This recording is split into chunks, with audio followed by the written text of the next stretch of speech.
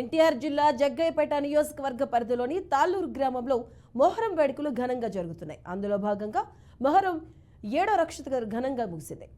ఇక ఈ కార్యక్రమం షేక్ సోద్ మియా, ఇమాం సోయబ్, యాకూబ్, మౌలాలి, జాన్ మియా, నాగుల్ మీరా ఆధ్వర్యంలో భక్తి శ్రద్ధలతో ఘనంగా నిర్వహించారు. కులాలకు మతాలకు అతీతంగా అన్ని వర్గాల వారు ఈ వేడుకల్లో పాల్గొన్నారు.